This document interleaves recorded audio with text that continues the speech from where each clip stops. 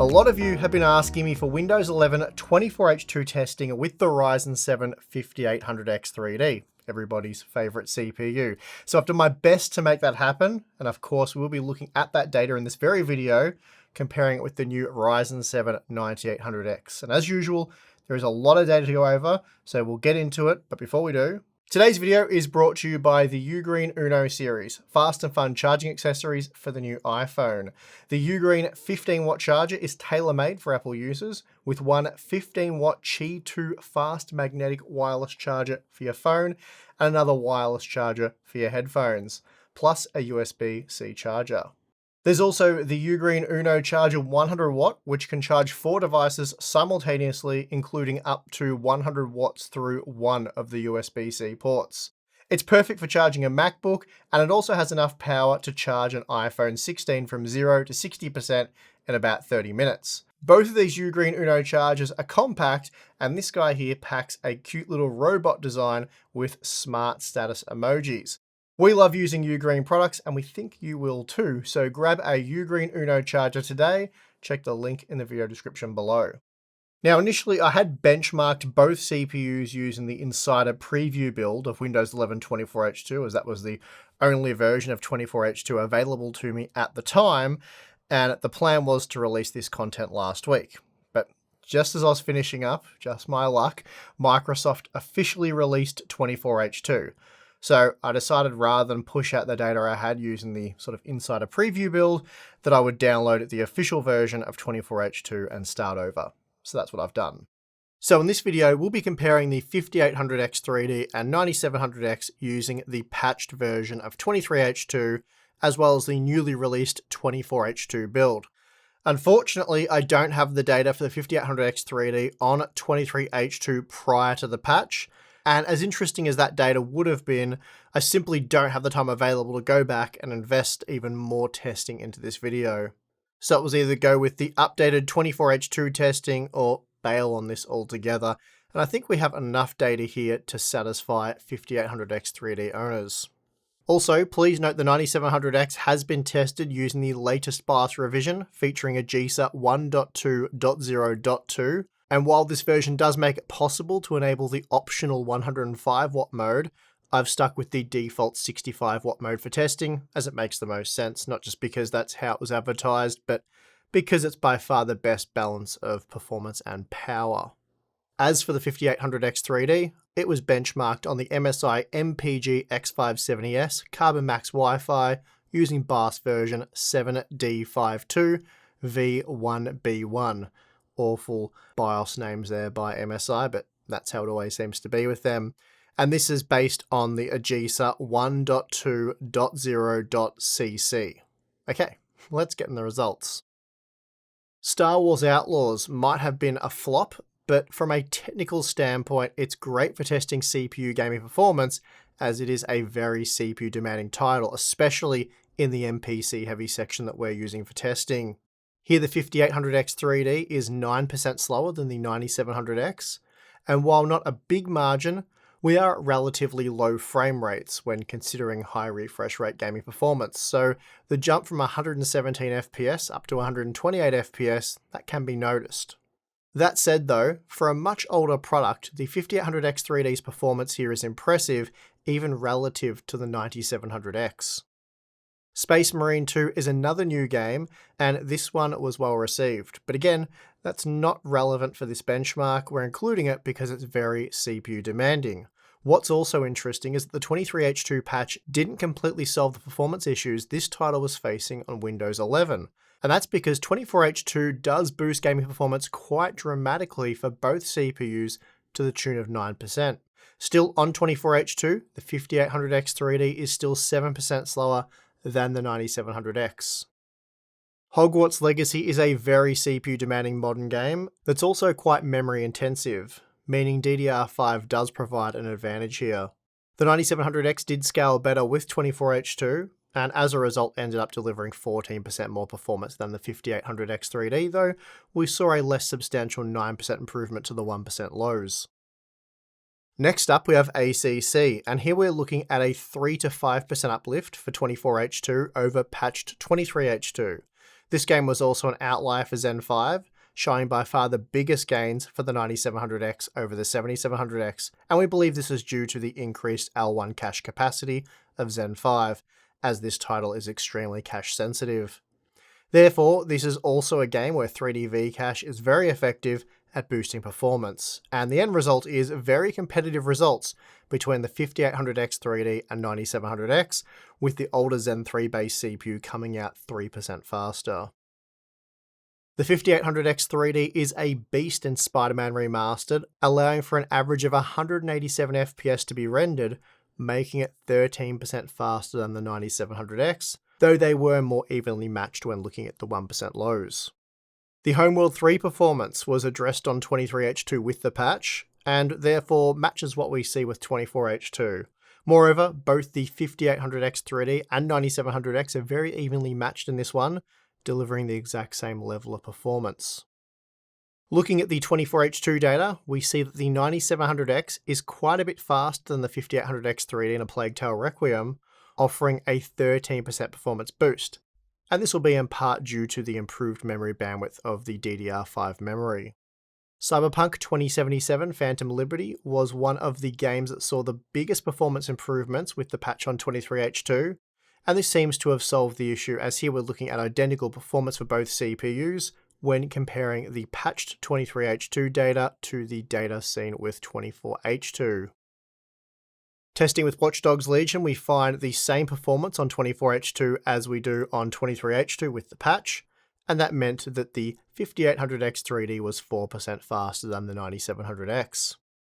Interestingly, with the official release of 24H2, we are seeing a small performance regression for both CPUs in Far Cry 6 when compared to the patched 23H2 build, though we are only talking about a 3% margin here. And in both instances, the 9700X and 5800X 3D did deliver the same level of performance.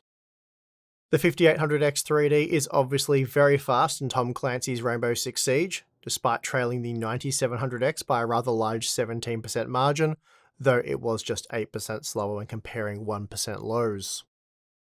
Moving on to Borderlands 3, we find when using Windows 11 24H2 that the 5800X 3D and 9700X are very evenly matched.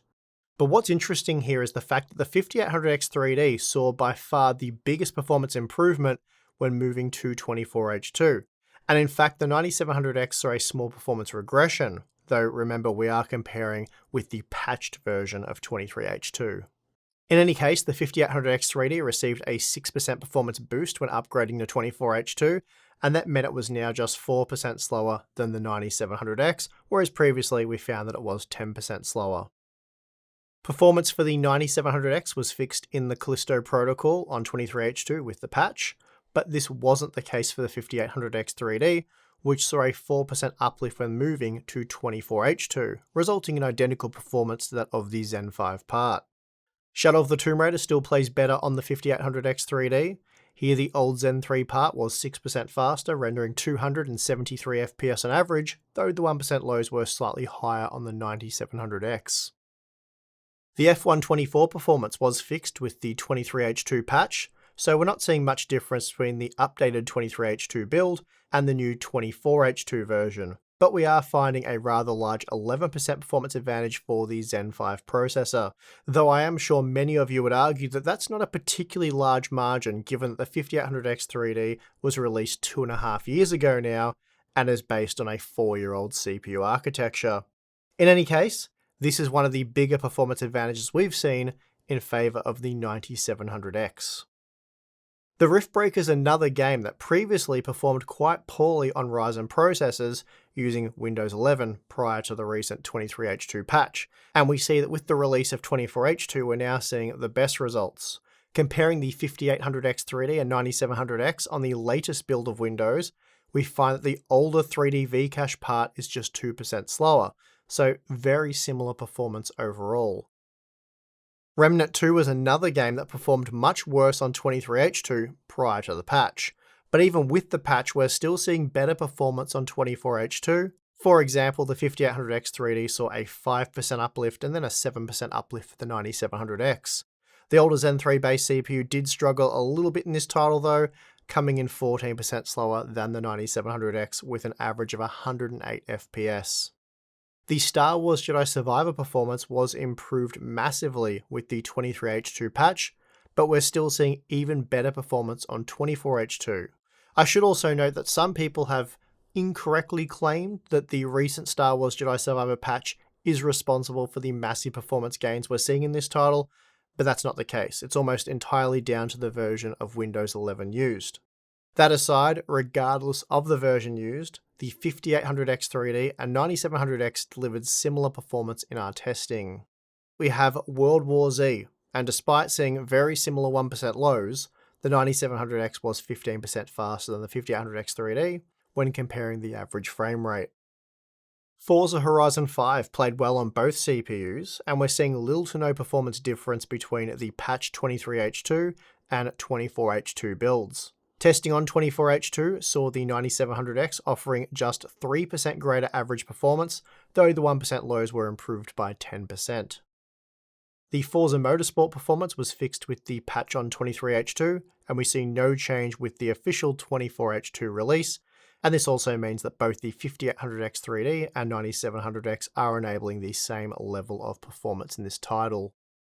Lastly, we have Gears 5, a game that was a bit broken in terms of performance on 23H2, even after the patch. As a result, the 9700X is 15% faster using 24H2, while the 5800X 3D is 13% faster. And again, this is comparing the patched version of 23H2 to 24H2. In the end, the 5800X 3D is 15% slower than the 9700X in this title. Okay, so here's a look at the average performance seen across the 22 games tested, and as you can see, the 5800X 3D was just 6% slower than the 9700X on average, which isn't that dissimilar to the 10% margin seen in our 9700X review using a different set of games and Windows 11 23H2 prior to the update. However, if we measure the percentage difference on a per game basis and then average that data, which is a different method of calculating when compared to the geo-mean we just used, the difference is just 4%. But the point is, whichever way you slice it, 4% or 6%, there is very little difference between the 5800X 3D and 9700X in terms of gaming performance. There was also just a single example where the 5800X 3D was faster by a double-digit margin, and that example was seen in Spider-Man Remastered, where it was slower by a 10% or greater margin in 7 of the games, with the biggest losses seen in Rainbow Six Siege, Gears 5, Remnant 2, and World War Z. This testing really highlights just why there's so much love for the 5800X 3D amongst PC enthusiasts. Although it was released 2.5 years ago now, it's still hanging in there with modern processors. And granted, it's not that unusual for a older flagship CPU to still deliver highly playable performance in the latest games, but we're not just talking about playable performance, we're talking about very competitive performance. The 5800X 3D also wasn't an expensive CPU. Sure, it did launch at an MSRP of $450 US, but that price didn't last long, and by late 2022 could be had for as little as $330 US, and beyond that dropped as low as $315 US, but was reliably available for no more than $350. Today, the Ryzen 7 9700X costs $330 US, which is $30 US less than the MSRP, and it was only released 2 months ago now. Despite that though, it was on average just 6% faster than the 5800X 3D, and although it lacks 3D V-Cache technology, I think given they're selling for roughly the same price, or they would be if the 5800X 3D was still on sale, that's a pretty disappointing result for the new Zen 5 processor. Of course though, as I said, the 5800X 3D is no longer available, but that's not really the point. This certainly isn't buying advice, and for the same money we would have recommended the 9700X anyway. But the point is, this highlights one of the main reasons why the 9700X has been so poorly received. We're talking about a CPU that's 2 generations newer, based on a much more modern architecture, utilizing stuff like DDR5 memory, and yet it's just 6% faster on average, or 10% faster in our day one review. And since its release just 2 months ago now, we've heard a lot of noise about how Zen 5 is getting better. There's the newer GISA code, which we just tested here. There's the Windows branch prediction update, which we also tested here. and the new 105 watt TDP mode, which we didn't test here, but this is just a weaker version of the already unimpressive PBO mode.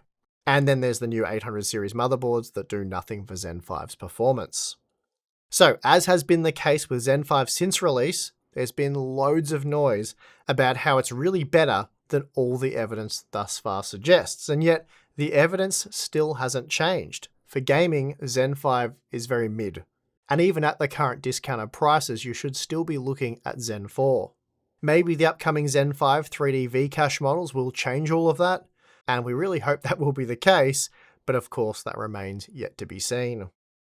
What we do know is that the 5800X 3D is still kicking along really nicely, and the updated Windows 11 24H2 build does improve performance in certain games.